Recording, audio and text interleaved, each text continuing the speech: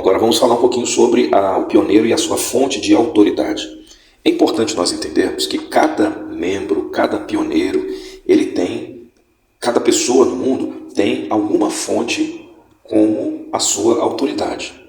Dr. Ralph Neighbor Jr., no livro Segue-me, ele apresenta pelo menos 4 fontes de autoridade. E essa é a aula que a gente quer apresentar no dia de hoje. A primeira fonte de Dr. Ralph Neighbor apresenta no seu livro é a fonte do intelecto. O que é que isso quer dizer?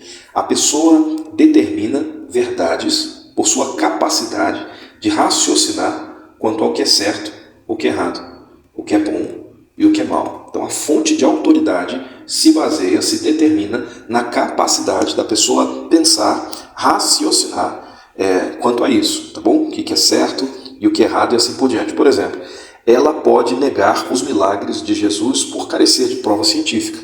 Então a fonte de autoridade dessa pessoa está baseada no intelecto. Outras pessoas, elas canalizam a fonte de autoridade nas experiências. Quando uma pessoa determina o que é verdade por causa dos seus sentimentos, por suas percepções, por suas emoções. Eu dou um exemplo. Um dia, o autor, o nosso mentor aqui, ele pegou um táxi lá no Rio de Janeiro e ele começou a falar com o motorista sobre o Evangelho. E aí, o taxista informou que na reunião de sua religião, um homem cego foi curado e ele voltou a enxergar. Quando o autor, o Dr. Akes, perguntou o nome da igreja, ele me informou que não era crente e a religião dele não tinha nada a ver com o cristianismo. Então, Satanás tem poder de fazer milagres, mas não pode salvar ninguém, nem conceder a paz real e o perdão total que só vem de Deus. Às vezes, Satanás usa milagres para enganar o povo. É o que a Bíblia diz. Olha aqui o texto de 2 Tessalonicenses 2, de 9 a 10. Esse iníquo, cuja vinda é segundo a eficácia de Satanás, com todo o poder e sinais e prodígios de mentira e com todo o engano da injustiça para os que perecem, porque não receberam o amor da verdade para serem salvos. Algumas pessoas dizem, eu creio em drogas e em bebidas alcoólicas porque eu me sinto bem quando eu uso. A fonte de autoridade para essas pessoas acaba sendo mais nas suas sensações.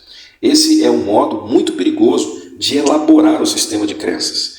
Outras pessoas dizem, eu creio num determinado curandeiro, eu creio num determinado médico porque ele foi capaz de curar uma doença. Mas um milagreiro, que pode operar muitas coisas espetaculares, ganhando fortuna, ganhando fama, não pode ser de fato de Deus. Não podemos basear a nossa fé em milagres.